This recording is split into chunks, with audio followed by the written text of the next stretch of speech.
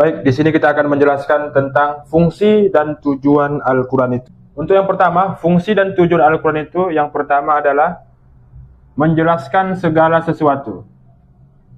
Dalam hal ini bisa kita lihat di Quran surah ke-16 ayat 89 bahwasanya wa nazzalna 'alaikal kitaba tibyanan likulli syai'. Al-Quran itu akan menjelaskan segala sesuatu. Namun yang akan menjelaskan segala sesuatu itu bisa kita lihat objeknya adalah tentang benar atau salah.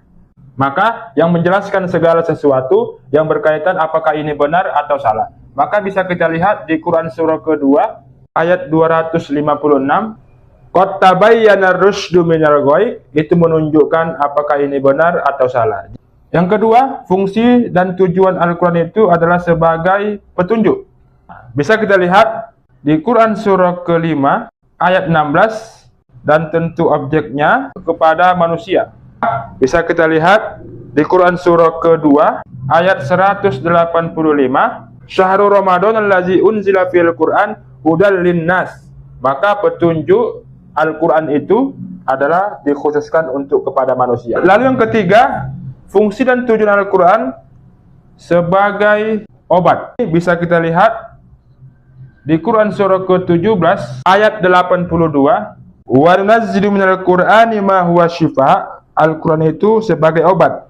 Lalu yang menjadi objek di dalam obat tersebut yaitu yang terkhusus penyakit hati. Oleh karena itu dituangkan di dalam Quran surah ke-10 ayat 57 bahwasanya yang menjadi indikasi obat tersebut adalah yang terkhusus kepada penyakit hati, iri, dengki, takabur dan lain sebagainya yang dapat menyiksa hati, maka itu sebagai fungsi dari Al-Quran. Kemudian yang keempat adalah sebagai peraturan. Dalam hal ini bisa kita lihat di Quran surah Ar-Ra'd 13 ayat 37, dan objek dari peraturan atau hukum tersebut adalah kepada sesama manusia. Tentunya peraturan yang diberikan oleh Allah adalah untuk mensejahterakan manusia. Bisa kita lihat di Quran surah keempat, surah An-Nisa, ayat 105, maka inilah salah satu yang menjadikan fungsi ataupun tujuan Al-Quran.